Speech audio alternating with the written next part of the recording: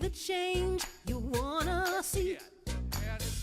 Seaside is a caring, connected, and expanding spiritual community, sharing practical tools for richer living. Just your heart to show you how you can be the change if you wanna. We join in partnership with God to influence our lives for good, whether for improved health, finances, relationships, or simple happiness and joy.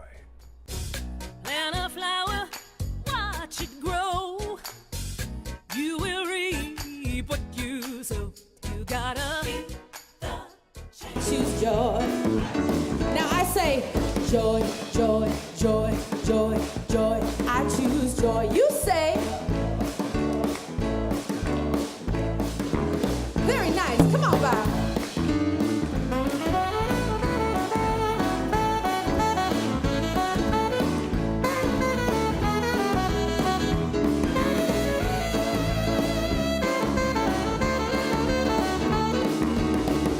Give it up for Bob and our Seaside band. In this moment right here, I choose joy. For the ones that I hold dear, I choose joy. To be who I must be, for the light to shine in me. For everybody to be free, I choose joy. Once again, we say joy, joy, joy, joy, joy. I choose joy. You say joy, joy, joy, joy, joy. One more time, joy, joy, joy, joy, joy. I choose joy. You say joy, joy, joy, joy, joy. I choose. Yay! Nice choice. All right. Thank you, Rebecca. Hey, I heard you're doing the Pops next Sunday. Next Sunday, yeah. I'm doing a free concert next Sunday afternoon at the Summer Pops. It's my very first time. Oh, wow. Yeah. Must be a big presence here in San Diego, huh? I'm excited that we've been invited. There's four artists performing, and then after we perform, the actual symphony's performing. So I have 50 tickets for free, but make sure if you're gonna really come get a ticket from me, okay? All right. I have it with me, so I'll see you after service. Sounds good. Hey, congratulations. Hey, good morning, Seaside. Woo, what a joy it is to be with you on this fabulous summer day. I understand it's been hot around here, but you know, we spend a lot of money to go to Costa Rica to experience this kind of weather, so we thought we'd bring it back to you, this week. And it's chilly here, and should we turn down the air conditioning? You guys cold? One yeah, and no other knows. I guess the one yeah has it. No, just teasing. Anyway, it's wonderful to share a summer day with you. We've got a fun summer series starting up here. We're going to be talking about some of the movies that have spiritual messages that aren't so hidden in it, like Avatar, which is what today is about.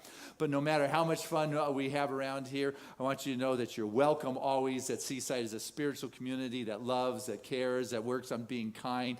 It continues to be a place without judgment, and we support each other on our spiritual path with all of our stumbles and whatever it is that goes on in our life. And so to take us to a deeper place is a wonderful practitioner, not only of spirit, but a medical practitioner, a wonderful nurse in her own right. This is Annie Prescott. Thank you, Christian. Welcome, everybody. Now it's time for us to join our spirits together in love and wisdom as we go into the silence.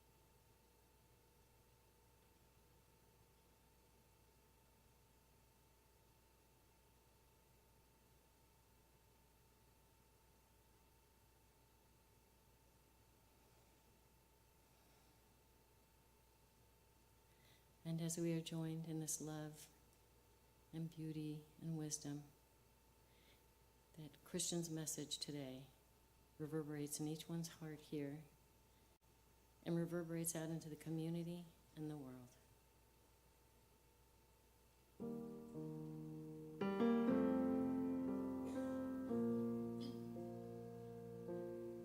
All is well, and I am grateful. All is well, and now it's time to let it go. All is well, and I am grateful.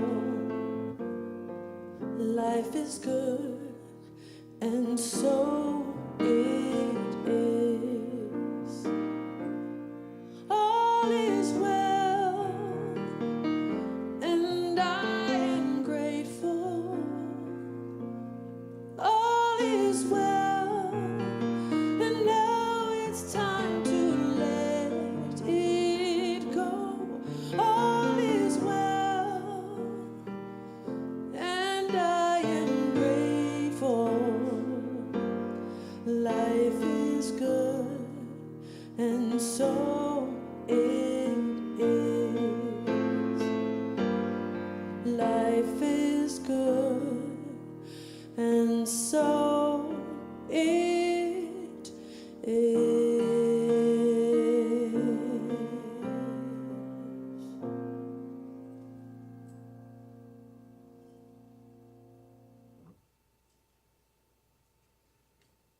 Thank you, Rebecca, for your beautiful voice. Max, thank you for your wonderful accompaniment. And Annie Prescott, thank you for your wonderful prayer. My name is Brian Atkins, and I have been a practitioner here at Seaside for 16 long years. But it's been wonderful. So on January 8th of this year, I began ministerial school, and that has been really terrific. And I want to brag on it for just a few minutes here, because what we have is really phenomenal. I have people in my class that are flying all the way around the world to come here and be in class here in our ministerial program. I also have people in their churches who are like in different states, and their ministers are telling them if they want to go to ministerial school that they need to come here. To give you an idea of the quality of the classes that we're having here is, I'll talk about a little bit about my spirituality in the brain class. And in that class, we're learning to study brain scans using fMRI. We don't do the fMRI, but of studies that are of people that are meditating and praying and examining what's going on inside of their brain. And the teachers for these classes are pretty phenomenal too. For that particular class, you may not have heard of Mark Waldman, or you may not have heard of Dr. Newberg, but you may have heard of the movie What the Bleep. It's similar to The Secret, if you've seen that, in that it gives scientific evidence of metaphysical concepts. Well, of course, they want the top doctors to be doing or scientists to be doing the studies on this. And Dr. Andy Newberg, who's one of our instructors, is one of those doctors that's in the movie What the Bleep. So it's really top-notch. I highly recommend, if you have any desire to go to ministerial school, this is the place to go. And I will be doing your reading today. And very quickly, the talk today will be on Avatar ICU. And just a little background, if you haven't seen the movie, the ICU is a way that the Na'vi people greet each other. And they'll go up to each other and they'll look in each other's eye and say, I see you. And what they're doing is they're saying, yes, I see your presence. But they're also saying, I see the divinity and the beauty that is within you. So our reading today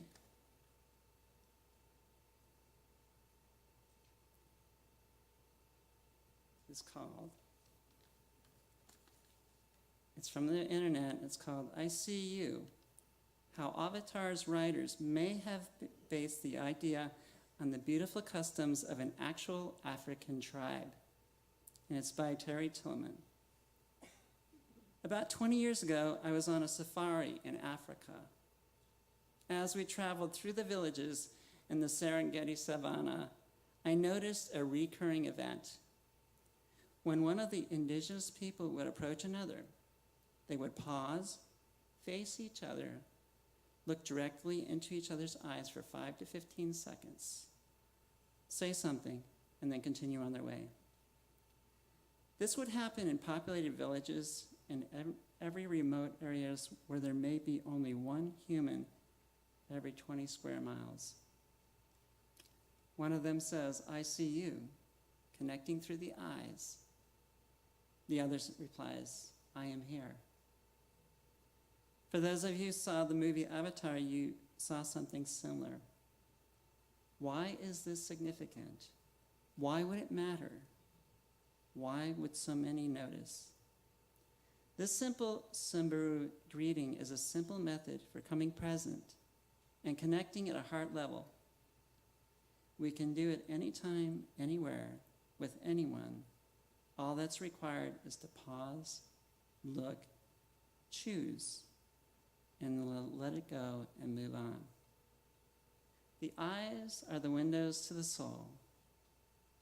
When we connect with the soul, who we truly are, all things positive are present.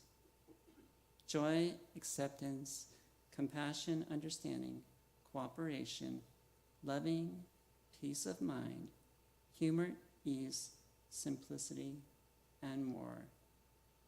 That is the nature of the soul.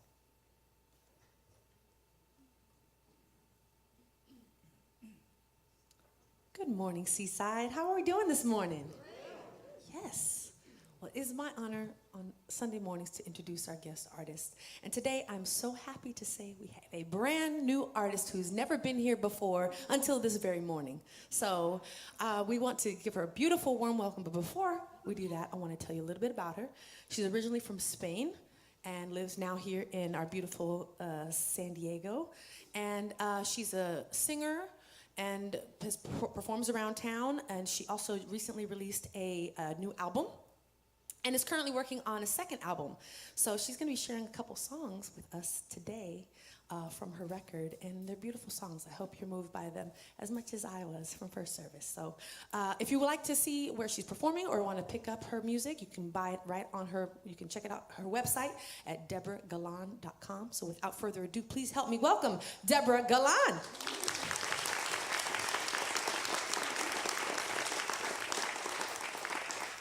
Thank you so much. Happy Sunday.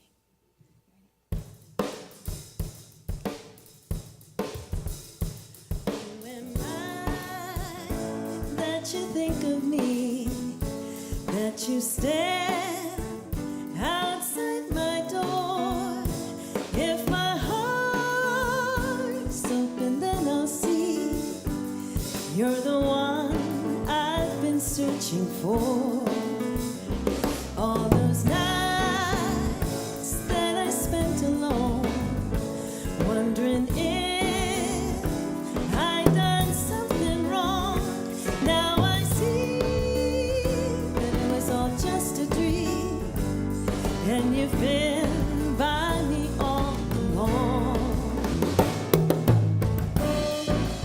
Look into my eyes, you will see the light that shines for you endlessly. I'm ready, so ready to fall into the arms of love. Feel your gaze watching over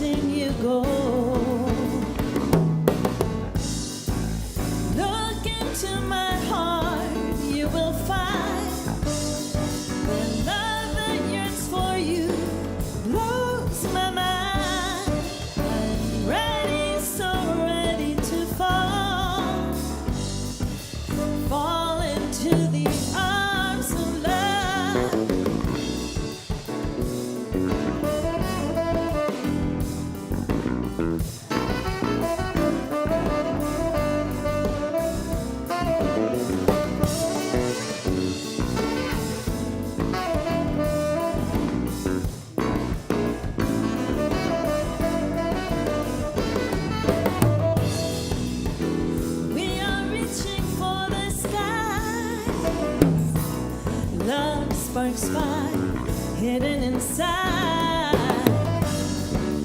When spring soft and low, I am ready, so ready to fall. That you stand outside my door, take my hand, I'm always by your side, and I'm never letting you go. Who am I that you think of me? That you stand outside my door, take my hand, I'm always by your side, and I'm never letting you go.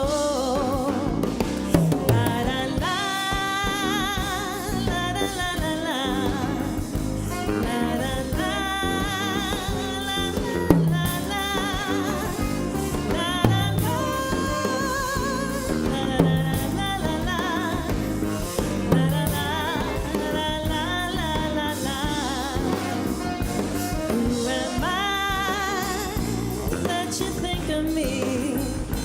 That you stand outside my door, take my hand, I'm always by your side, and I'm never letting you go. And I'm never letting you go. And I'm never letting you go.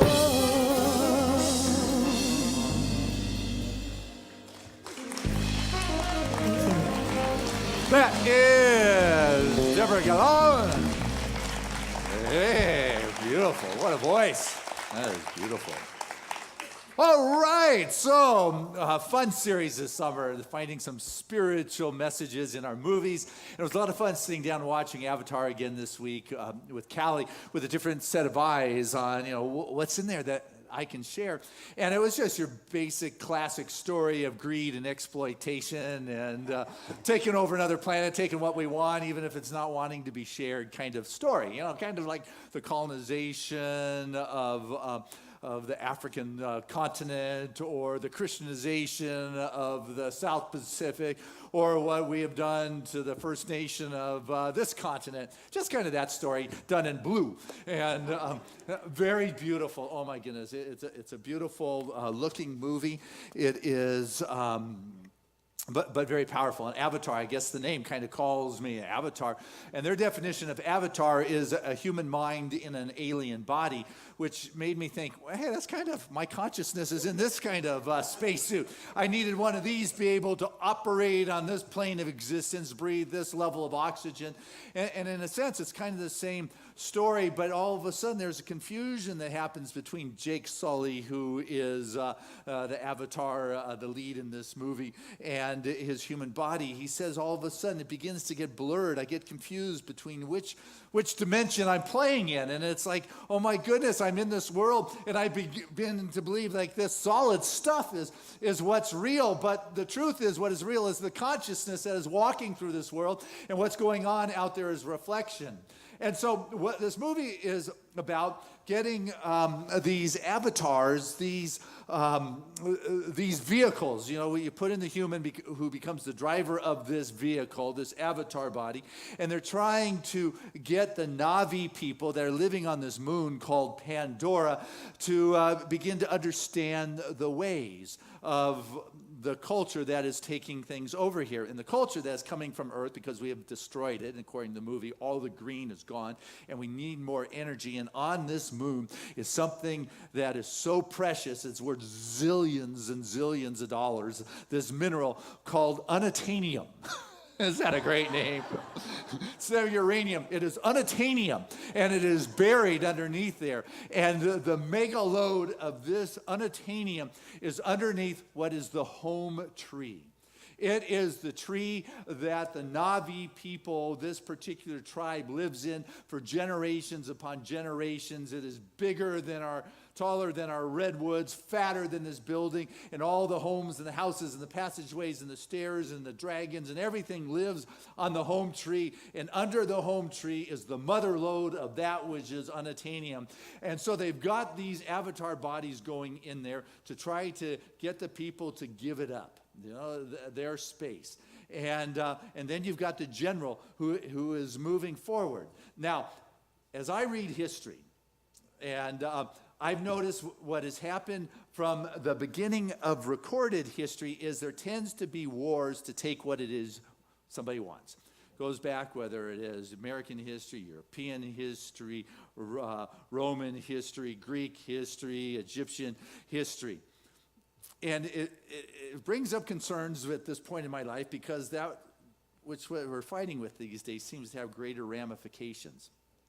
But the good news, I feel, and this is why I'm sharing, it's kind of some spiritual perspective. What's different now than what has been in the past is the broad understanding of spirituality that is taking place upon our planet. I mean, there's always been spiritual giants, avatars, gurus, sages, mystics, the shamans, individuals who have had that direct contact. But what's going on now in a way that we haven't seen, that we've talked about before, is really a renaissance, if you would, of spirituality that is it's coming through everybody, like us. It's the possibility is there is this expression of a greater understanding of our interconnectedness, our oneness, that one life, that force, that vibrancy, that presence that is in all things. And that's what's different today. And I think that is what is going to make the difference on this planet, is that there's going to be a new way to resolve the conflicts and the integration and the realization that we are working together, because if not, we're in trouble. And so Avatar has it figured out. Got the general who's working for the guy who's responsible to the corporation that's going after this unattainium. And they said, we got 3 months until we get to this mother tree. You get your Avatar program working. You build the schools. You give them the schools. You give them the education. You give them the language. You give them the religion. You give them the clothes, because they don't wear them. And, and they come back and say, but they don't want anything that we have. They don't want it. They're just happy and fine without our religions, without our language. It's like, and then they say, well, if they don't want what we have, then we use machine guns. And it's pretty clear. And then he goes on to state that when somebody has what it is you want, you make them your enemy. Because we have shareholders, he says. And we don't want to kill them because bad press is not good for business. But what is even worse is bad shares. And so we will do what we have to do. We got 3 months to work this out. And so this is what it is. I'm thinking, how can you make some beautiful people who are about love and connectedness and who are welcoming you on your planet your enemy? But that is what those who control the narrative do. That is what news media outlets do. It no longer reports facts. It says, this is my position. And this idea really came into being. I mean, like, how do you make somebody your enemy? I just read, this last month, a book called Propaganda by Edward Bernays. And if you know Bernays, he is considered the father of public relations. He was born 1890. He is a nephew of Sigmund Freud. But he is the one who started controlling the public narrative for specific results. And this is from his book. He wrote the book, he wrote the book on propaganda, when propaganda was considered a nice word. And this is what they say about him, is that he is the pioneer of the scientific shaping and manipulating of public opinion, which he calls the engineering of consent.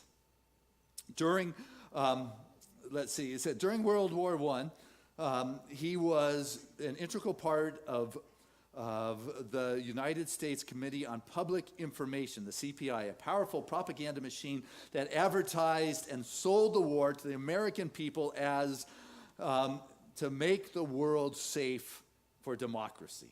And his marketing strategies for all future wars would be based on this CPI model. Okay?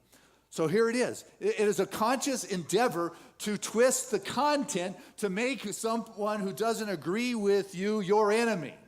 I mean, there's a guy who wrote the book who's proud of the ability to be able to do that. It's nothing new.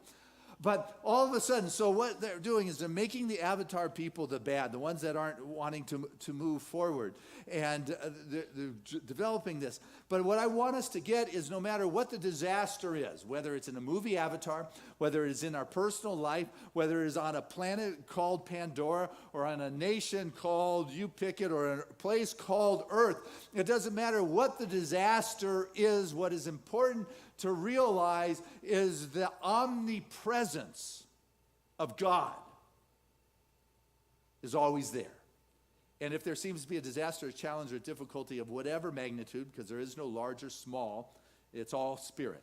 But if there is something there that it is only because there is not the realization of the omnipresence. You're missing out on the possibility that spirit in its infinite wisdom that created the galaxies, that created the planet, is missing in this situation. You have somehow blocked that. And so what happens is if you can begin to move back to the realization that we're all connected to this infinite presence, this infinite wisdom, healing can happen at whatever is going on. And the more individuals that become that vortex or those points of light, or call it what you will, for the expression of that spirit to show up, the healing can happen. When you call us a religious science practitioner, say, I got this situation in my life and it looks like a disaster, or it's bad, it's a challenge, I don't have clients, or my relationship, or finances, or the body, whatever it is. What the spiritual practitioner is trained to do, what they will do with you, is they just go to the realization of the truth of your being. The omnipresence of who you are is an expression of spirit. You are connected with that life force, with that infinite intelligence, with that something, that power. And healing begins to happen. I don't need to tell that which created the universe what to do here. I just need to allow myself to be seen. And the message here is, I see you. I see you. Your spirit. And when you can see, it begins to be a clear passage for the infinite to show up. And sometimes our behavior keeps us from being seen. So Jake Sully, he gets himself in his avatar get-up, out in the jungle, lost from his crew. He's left out there in the evening. The predators are about ready to devour him. He can only muscle his way through for so long. And this Navi young woman, her name's Nateri, she comes in and saves him. She ends up with a bow and arrow killing something that was about to eat him. And he's like, thank you. She said, don't thank me. It's no thank you. This is sad. Something was killed. It didn't need to happen. He said, I didn't have anything to do. She said, yeah, you're here. It didn't need to die. Don't you get the life that we are all connected, unless, it is a sacred, thing for food or something. This is sad. And she just wants to leave him. Now fend on your own. I'm just done with you. You don't belong here. You're a dream walker is what they call. They're well aware that these are avatars. You don't belong in this world. You're animating this body. They don't really know what you are. But he says, like, help me. And she says, you're strong. You've got a strong heart. You're fearless. But you're stupid. You're ignorant. You're like a baby. You don't know, except you're full of your not knowingness. And when you're full, there isn't room for that which is new. When things happen in our life, we make up these reasons for it. And so all of a sudden, these little white things coming from the tree of souls, the tree of ancestors, that spot, the most sacred of sacred spots, they have Awa is their God. Jehovah, Awa, God's source, spirit, vibrancy. You can call it what you want. Those who have connected with it, and it's not just the gurus or the saints or the mystics. What we're saying is we're all connected to it, and more of us are having that experience. But what is happening in the jungle at night are these little white seeds. They're more like those they're weeds, but you blow these little puff things. What are they called? What are they? Dandelions. Yeah, dandelions. These little white things. Well, that's what starts landing on Jake Sully, and it's from the mother tree, the tree of souls. That the mother of the planet is giving a message, and Nateri is going, oh my goodness, this is like good juju. I don't know what it means, but what we like to do with our human brain is we tend to make up the meaning. You know, we determine this sign this is what it means. Kind of like making God in our image. We make up messages for what these signs mean to us, as opposed to allowing it to reveal itself, to show itself. We don't allow ourselves to be as little children with those empty minds that are willing to, oh, hey, show me, what does this mean? What is it that I understand? You know, the message is here, I see you, but you got this something in the way that doesn't give room for the greater expression of spirit to show up. You know, we're all connected, and you are like really blocking the connection, dude. Yeah.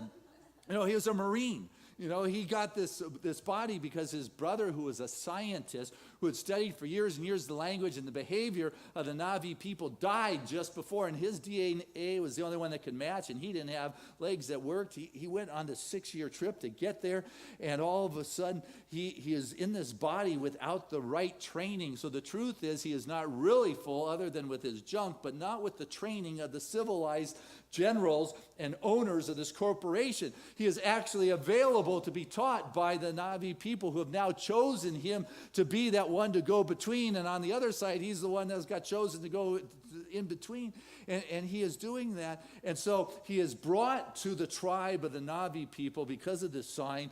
And the mom of Natari's, you know, she's the shaman, and said, oh, I see you. I don't know what I see, but I know there's something here. We don't get it. But Spirit's speaking. Dad, who's the chief of the tribe, get him out of here. Man, we just don't want this guy around.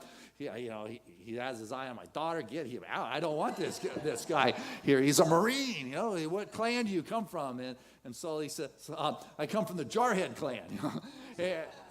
and so he says, okay, to Dar, you train him. You be his mentor. I was like, you're kidding me. I was like, and so. But she takes him out and begins to teach him about the energy that flows. You know, it's amazing. They've got this braid. It's called their halo. And they hook it up to the life force, like the tree of souls. They can hear all the ancestors speaking if they hook that up. But in the warrior capacity, he has to learn to ride a steed. And they bring out the dire horses, these multi-legged horses, and they come, and he's trying to learn to ride, and he's thrown, and she says, if you ever learn to ride a horse, you know, when you first get on the horse, you just hold on for dear life. That's what he was doing. That horse goes wherever it is, you just go until you're like, you come to the end of that ride. Whoo, I survived that one. You know, but then when you begin to progress on your ability to ride a horse, you begin to take control. And you tell that horse where to go. You're going here, and that's what he's learning to do. But the next step is the key. It's no longer having the horse control you or you control the horse, but you and the horse become one. And this halo or this bond is what they call it all of a sudden. You know, Natari's saying, Jake, feel the breath of the horse. Feel the heartbeat of the horse. Feel the muscles, how strong they are of the horse. Be one with that horse. And as he begins to become one with the horse, he is able to feel that life force. And as he masters that, he then is able to begin to trust his body more as he's running through these treetops, you know, hundreds of 1,000 feet above the ground, and is able to listen to the body and to trust the body and begin to take it to the next level. As we learn our lesson, we get to take it again to the next level and the next level. And the next level, before you enter into that warrior class, before you become an actual member of the tribe, you have to go through that big initiation, just like the Native American kids have to go through their rite of passage. Boy, that works better there, doesn't it? Their rite of passage is that they have to choose their banshee. What's a banshee? It's like a dragon. You know, it's like they get, you know, Natari has got hers, and she flies on, it's like this, on her dragon. It is big, it's a mythological creature, and everyone who's going to be a warrior has to go get one. And they happen to be hanging out on these mountaintops that are these floating mountains that are extremely difficult to get to, that's called the Halo Mountains, and they climb up to the top precipice of this, and they scurry out, and this is where you get it. And they say, how do you find them? Well, you got to go where they're at. How do you pick one? Well, they pick you, is what he's told. And he says, well, you know, I can pick one, but how do I know that they've picked me? And she says, it's the one that tries to kill you. I was like, oh man, that's pretty crazy stuff. You know, you're thousands of feet up, and it's going to... But I got it because when they went to this place and he went out to get it, all the other banshees said, I could care less. You know, man, I don't know, you're up here, you're bugging me, but I'm out of here. But there's one that remained and was ready to do battle with the guy. And it just reminded me that in our life, a lot of times we the things we don't really like are the ones we tend to do battle with. It's like we love them in a way that we get in kind of this engagement. And here's this banshee who all of a sudden is fallen in love with its new partner in life and is ready to fight it because there's something inside of it that has to surrender. And well, they hook up and they do this crazy thing, and then they fly away, and it's like they're king of the skies, except for one other. That's the biggest and baddest that nobody can ride. It is the dragon of all dragons that is huge and enormous. It's Taruk Maktu. And so even on their flying their dragons, they always got to look above their head to make sure there isn't something bigger who has the bigger stick, that is the bigger predator that's going to get them. And so they fly off, and he continues to learn his thing, but he's still working with Sigourney Weaver, Grace, the scientist, who's actually a good woman, trying to learn and support the Na'vi to understand what is going on. And they do experiments, and they realize that they're experimenting with the trees, and the roots are all connected. And they realize that this tree roots is connected to this. And underneath the ground, everything is connected. All the trees and all the life. And there is energy everywhere. And that everything here is connected somehow. And they recognize that the great wealth of this place is not underground in the unattainium, but the great wealth is everywhere. It is that connection. It is that omnipresence. It is that life force. It is Iwa. It is Yahweh. It is God. And one of the things that he was trained in is that you can borrow the energy, but you got to return it. You know, it's kind of like the space scientist Wernher von Braun. He said, you can't destroy energy. It only transforms.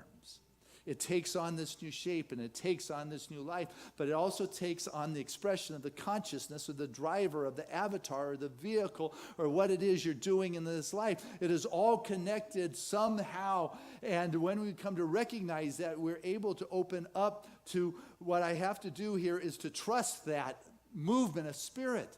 You know, we're told that don't concern yourself with like the ways of this world, trying to make it happen, you know, what you're going to wear or what you're going to eat or what you're going to drink. You know, that passage in the Bible, you know, look at the lilies of the field, or the birds. You know, they don't concern themselves with what they're going to eat or what they're going to drink or what they're going to wear. You know, Spirit knows what we have need of, but can I trust this life force? Or is my consciousness about exploitation? Is my consciousness about fear? Is my consciousness about destruction here? It's hard to let go and trust if your life is filled with that concept that I need to take what it is I want. And so all of a sudden, Sully, who's kind of been working for the general, but has fallen in love with the Na'vi people, and so is blowing off the general and trying to protect the Na'vi people, because all of a sudden he is seeing and he is seeing that life force and that energy, and he wakes up and he reports back after every journey into some kind of video cam, and he says things have gone blurry. It's like out there seems real, and this here, it seems like a dream. Kind of that story, the emperor's dream, the emperor who dreamed that he was a butterfly, dreaming that he was an emperor, dreaming that he was a butterfly, who was actually dreaming he was the emperor. That was the you know how you just kind of get lost in that kind of reflection. Well, he was getting lost in where the heart was and where he was being seen. And, you know, you have to be willing to surrender to that flow of spirit, if you want that flow of spirit to move through you, you have to allow that spirit to reveal itself. You've got to be willing to be in that place of connection. And so at this point, when he is trying to save the Navi people, and now the generals are not pleased, and the owners of the company aren't pleased, he wakes up in the state and says, I am an outcast from the Navi people because they think I'm the one who's bringing the destruction upon them, because I'm the one who was able to speak their language and tell them. And yet I'm a betrayer to the people of my own race upon this planet. And like, what do I do? And it was in that moment he got hit. But to get the respect back of the people, that he really is sent from Awa. You know, that somehow he was called to stand up. I've got to do something crazy that gets that respect. I've got to do something. He said, sometimes in life it calls for just some insane act. And he thought about Toruk, the biggest, baddest banshee that there's ever been. Nobody has ever attempted to ride him for 5 or 6 generations back. This is a great grandfather.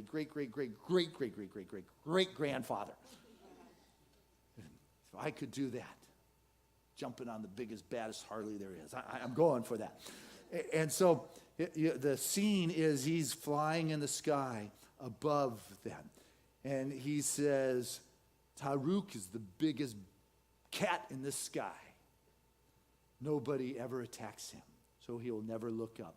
And with that, he dives down off of his banshee, and it goes black. And you don't know what happened. Until the light comes back on, you just see the shadow of this giant-looking dragon landing in the center of the clan gathering who've excommunicated this guy, who's now entered in as an avatar, a savior.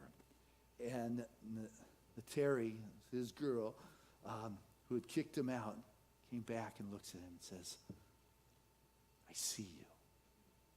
I get it. I was afraid for my people, but now I know we're going to be okay. So he tells the clan to go gather up all your brothers and sisters, because we're going to go fly and take on the sky people so they cannot take what is ours, because it is ours.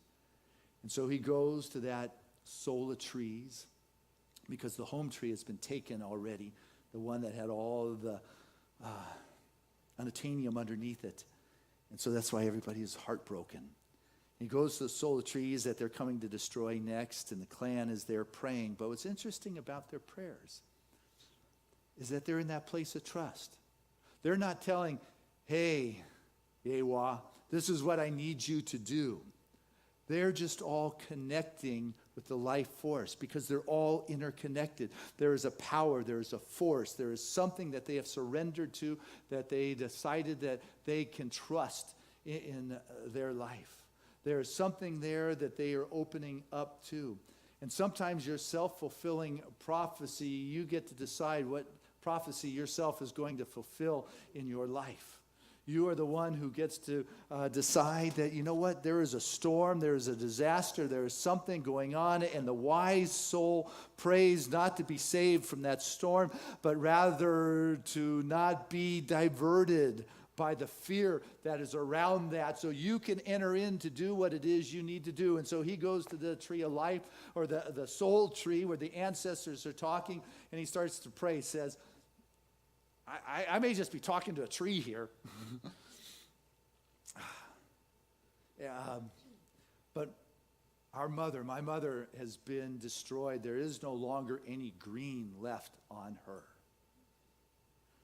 For some reason, I am here. You have chosen me, and I will stand and I will fight. But I need some help here. And with that, Natari comes in and says, the mother doesn't take sides. Like, oh man, really? The mother doesn't take sides. She only protects the balance of nature. So here it is. My mind wants the answers. My mind wants the resolutions. I want to know how it's going to turn out, but there's something I have got to surrender to and I have got to trust. They have gathered the people from around the moon, the other tribes have come, and the sky is filled with the Navi people on their banshees that are trying to get the helicopters and the huge dragon airships out of the sky. They are on the ground in their pods with all sorts of armament, just destroying everything. And though there are a lot of the Navi trying to take them on, they've got the automatic stuff and the advanced weaponry that there is it's like all over. It's the epic battle of the movie, and your heart is broken. And all of a sudden, the ground begins to shake. And the ground begins to rumble.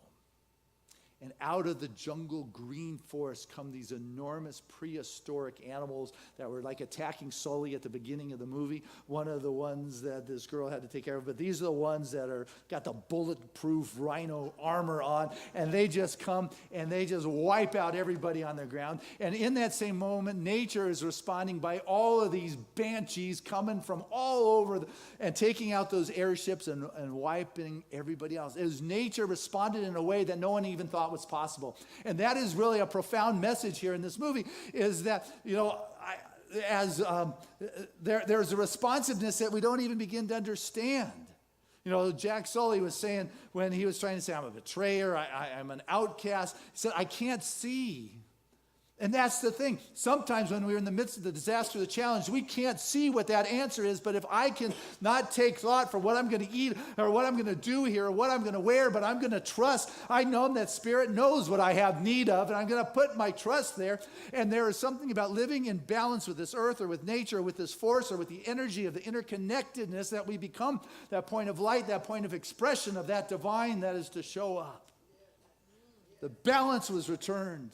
And here is Jack Sully having to go back and forth between a human body that can't breathe there and the avatar body, and he makes the full commitment to being interconnected with that life force of that place.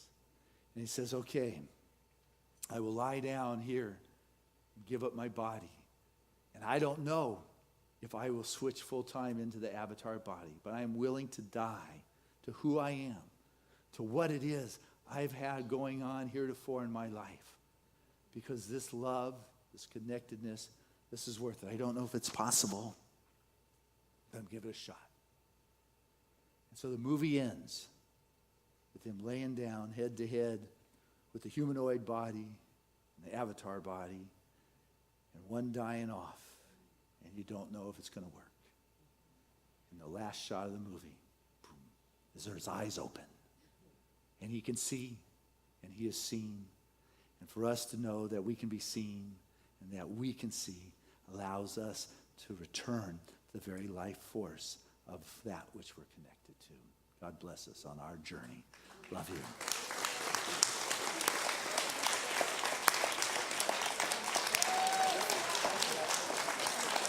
All right. Let's keep it going as we bring Deborah back to our stage.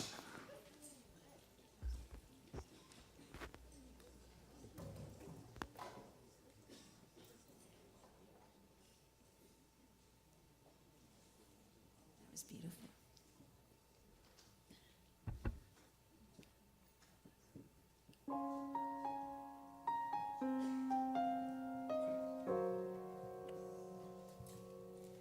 Through the eyes of a child, you are all that they see. All the colors are bright, and they smile with such glee.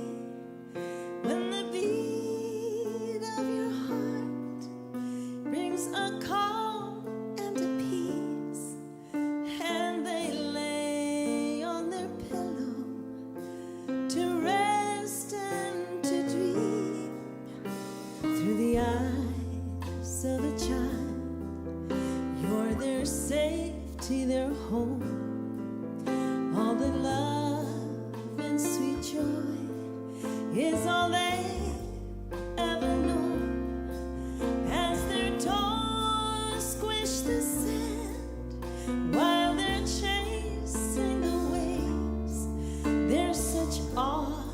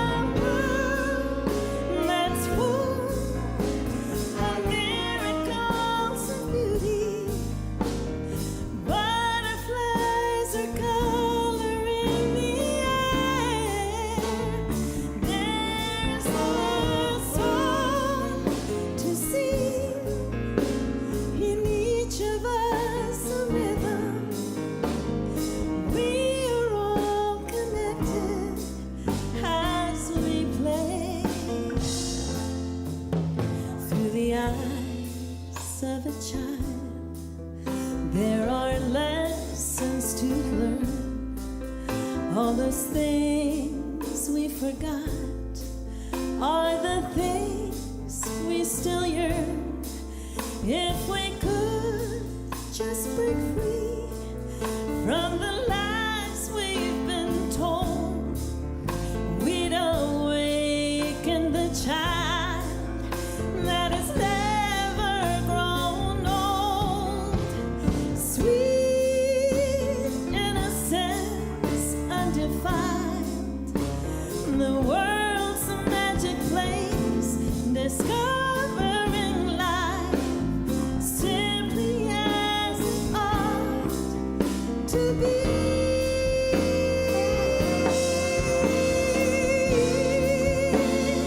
There's a world that's full of miracles of beauty. Butterflies are coloring the air. There's a song to sing in each of us, a rhythm. We are all connected as we pray. There's a world that's full of miracles of beauty. Butterflies are coloring the air. There's a song to sing in each of us, a rhythm. We are all connected as we play. Thank you. That is Deborah. Woo, what a beautiful song. All right. Well, this is the time of the service where we have the opportunity to share our gift, to share our love, and just to place our offering of support, the Spirit's unique expression in this world called the Seaside Center for Spiritual Life. And as you support Spirit's work, what you'll find is Spirit supporting its work as your life. You're that vortex. We're all connected to the omnipresence, and it's seeking to be revealed here. It is always going on, and if it's not happening in our life, it's because we have forgotten that it's ever available. So this is a time where we pause every week and say, okay, let's just take this time and to share our gift that is moving through us. And as we give, it comes back. But it's not why we do it. That is how the law of circulation works. So when you're able to be in that flow without strings and without expectations, what happens is Spirit knows what you have need of. It's taken care of. So this is the moment where you get to be the activity of Spirit in your life. You get to be the abundant expression of God in your world, watching it return in those appropriate ways. So with that, I'd like to invite our ushers to come forward, say thank you to this wonderful crew. Thank you to those that mail in your contributions on a Sunday. It is greatly appreciated. And those of you at home that are watching, thank you for your support. I mean, I just was told we got Adrian Frank, who's watching, Helen Ojeda, we got Ruth LaBosse, we got Veronica Moreau from Paris. Hey, welcome. Give my cousins my love. Daniel Hendricks, Darla Radcliffe, and a bunch of other names that are here. And what I know is that this gift of Seaside is going out to the world and touching individuals. So this moment is profound. And as we support the profound expression of Spirit, it's all connected. It's like the story. So I want to share this prayer of gratitude. And so I invite you to join me. I just unite with the most generous of spiritual communities in this moment of appreciation and gratitude for the love and the abundance that flows. For truly, it is a time in space where there is the pause that is just allowing us to remember the truth of being is that we are an aspect of the infinite, that omnipresent, abundant wealth and well-being of life. That truly is an infinite reservoir, and we are a channel, a conduit, a vortex, a point through which the infinite passes into form. And it is through our activities we become the activity that Spirit is having in this life, and our life responds to the level in which we have chosen to play. It is all Spirit, and healing and transformation and evolution can happen in all areas of our life because it is all Spirit. And so I get that which has blocked the flow out of the way in my life through my action and my activity, and I begin to be a revealer of that infinite flow of good. So with gratitude, I say thank you for the blessings that have graced our life, and we send this forth knowing that it continues to bring that grace and good and blessings to everyone it comes in contact. Thank you, Father, Mother God, for this moment, for the pause to remember and to be that abundant expression. And so it is. Amen. And together, let us say this affirmation of abundance, which is, Spirit continues to bless my world. Gratefully, I live as the giving expression of Spirit, opening the floodgates of the affluent flow of greater good as my life now.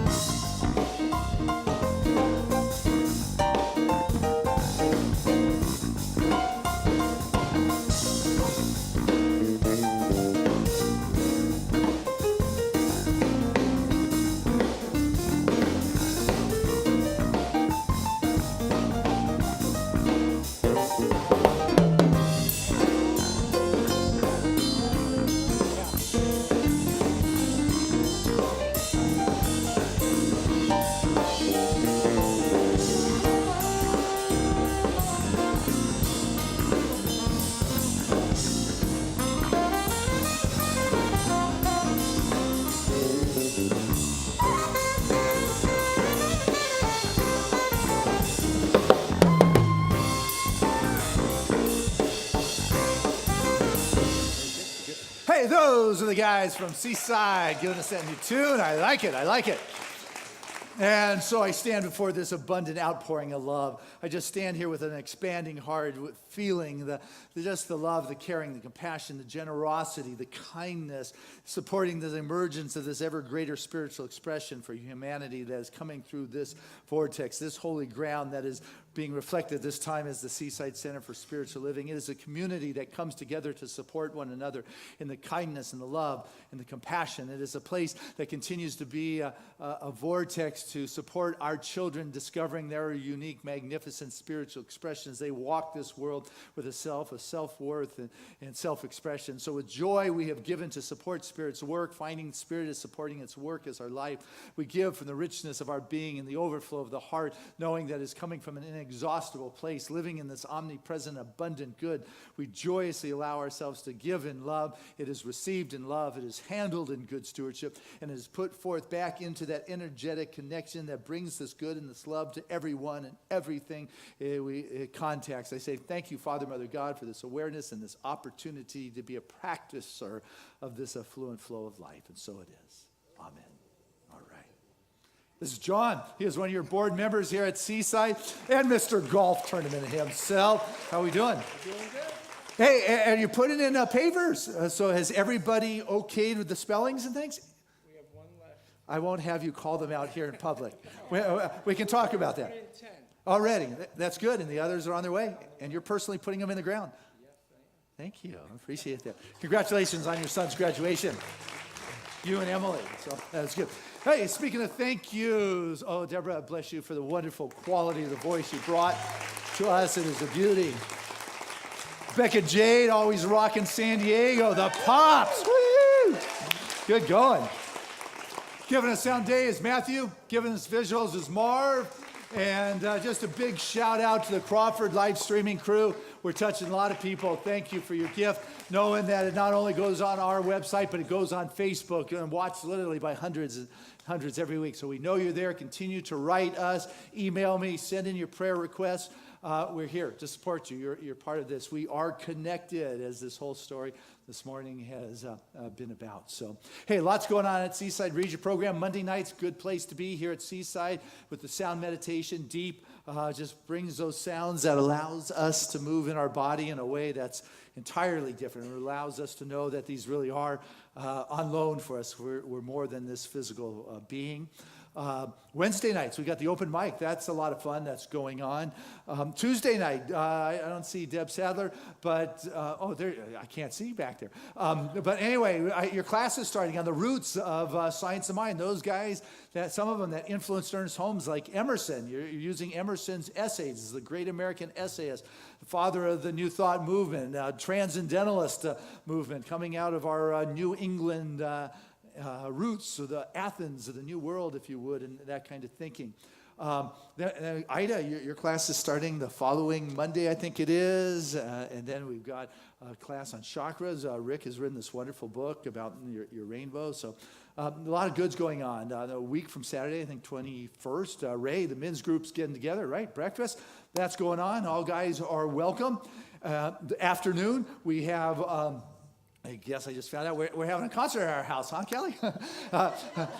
Ray Davis is singing Sunday, and I guess you're opening up our beautiful home for a handful of individuals. First, get the tickets. So Saturday afternoon, our place. Come experience that. So there's just a lot of good. Summer's here at Seaside. It is time to enjoy the joys, where the living is easy. It feels good to be in that place.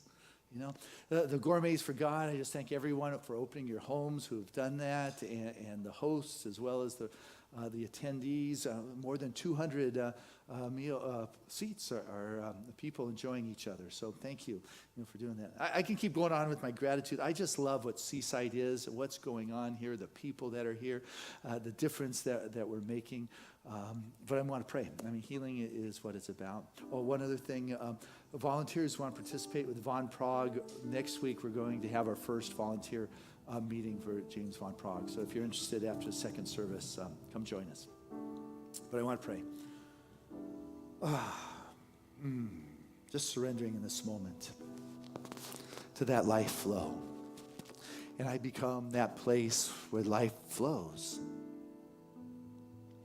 I surrender to this energy and just allow myself to see as God sees and to be seen. For as I come to see, I recognize that presence in and through each and every one of us. This interconnectedness is just not in trees or in plants, but all of us are connected in this infinite place. The wealth isn't buried in the ground, it is all around.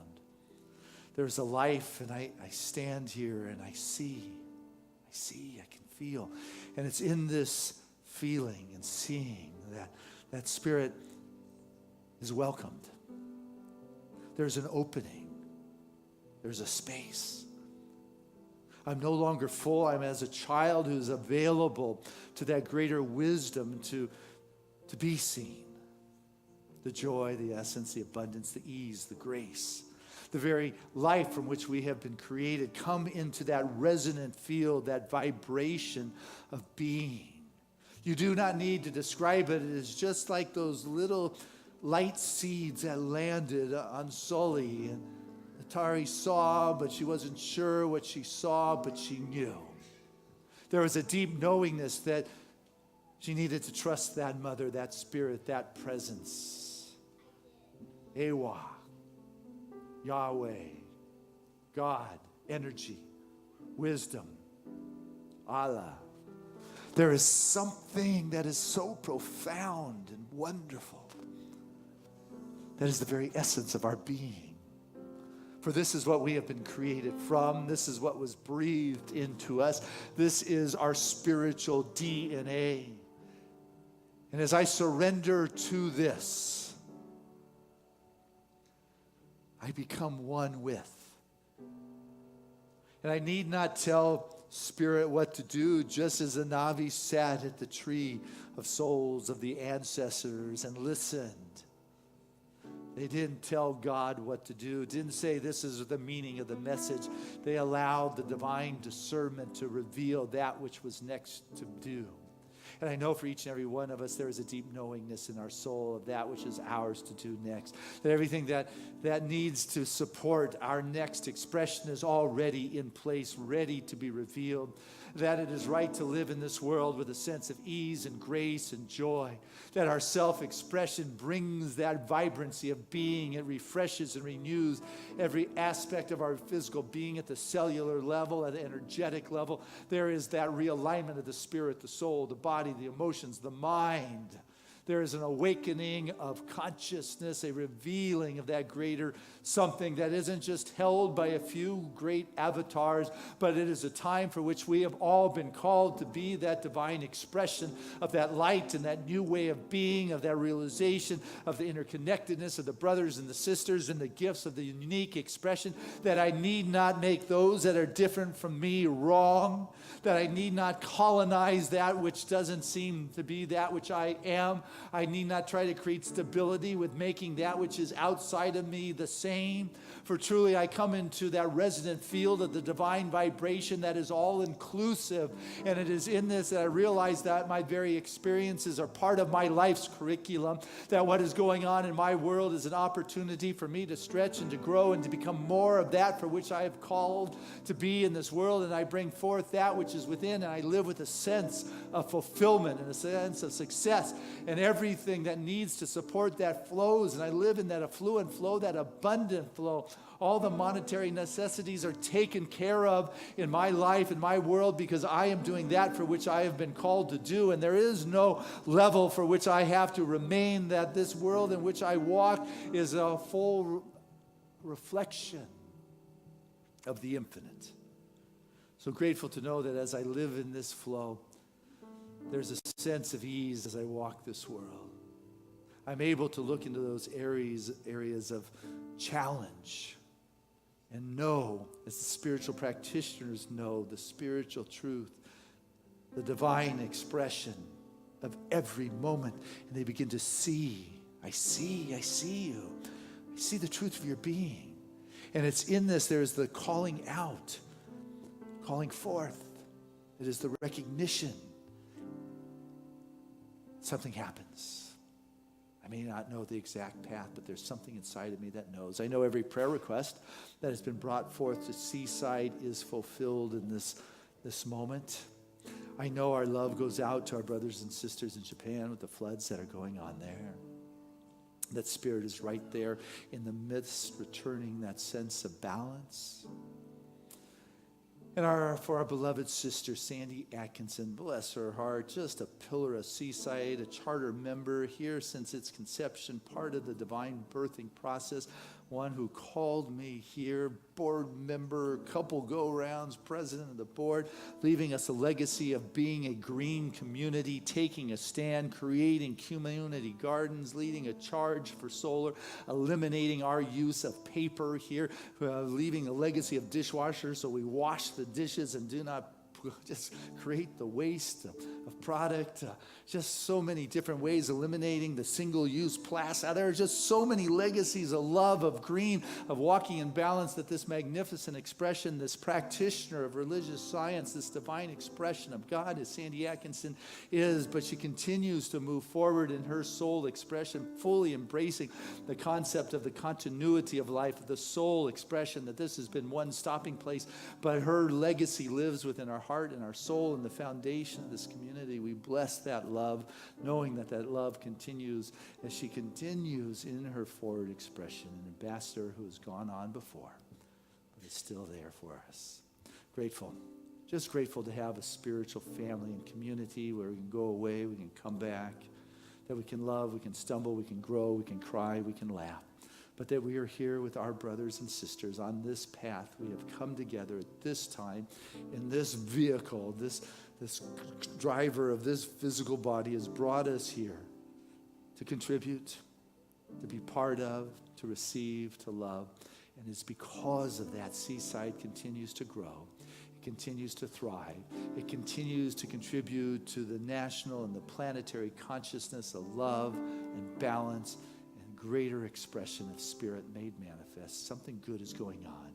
And You are part of that. And this I am grateful. I'm thankful for the words I've shared, that they're the truth, that it's manifesting here. I live in the state of grace and appreciation and thanksgiving, not to anyone. It's just a natural state of being, a recognition of the divine manifestation of Ewa, God, of life itself, where all things are possible, where a body responds, relationships flourish, life thrives. I let go to this thriving expression, knowing that I'm going to know that Spirit knows what we have need of. I do not need to say what it is to do or what it is to be, but rather that will, that light, that emanation, that emergence of the greater yet to be. I surrender to that. I remove the blockage to its expression, and I live in the glory and the blessings of the divine. And so it is. There was a time in my life I thought I had to do it all for myself. I didn't know the grace of God was sufficient. I didn't know the love of God was at hand. But now I can say, if you are discouraged, struggling just to make it through another day, you've got to let it go. And this is what you have to say. I release and I let go. I let the Spirit run my life, and my heart is open wide. Yes, I'm only here for God. No more struggle, no more strife. With my faith, I see the light. I am free in the Spirit. Yes, I'm only here for God. That I release and I let go. I let the Spirit run my life, and my heart is open wide. Yes, I'm only here for God. Said no more struggle, no more strife. With my faith, I see the light. I am free in the Spirit. Yes, I'm only here for God. Come on, Seaside, sing it from your heart.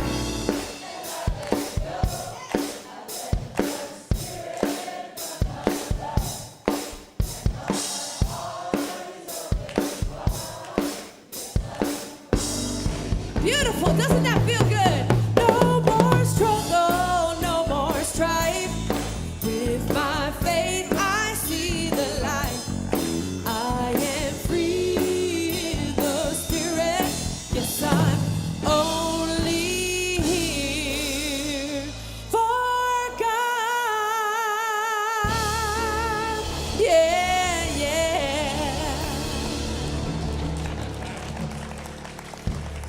And our affirmation is, I see as God sees. Together, I see as God sees. Touch your heart and say it again.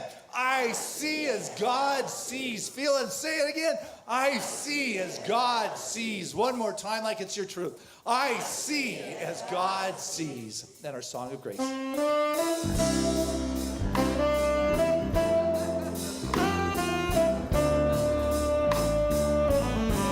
I'm living in love.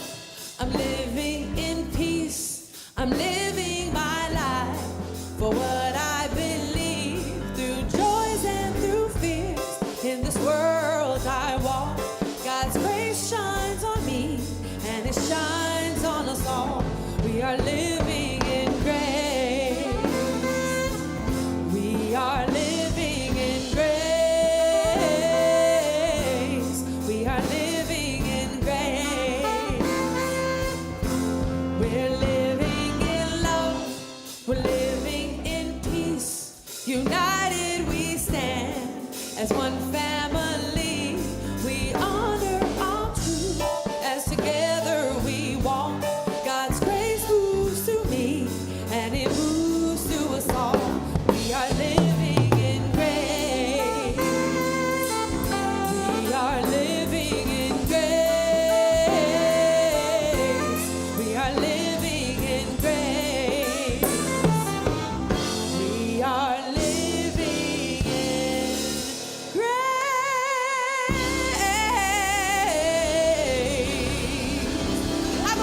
a week, seaside.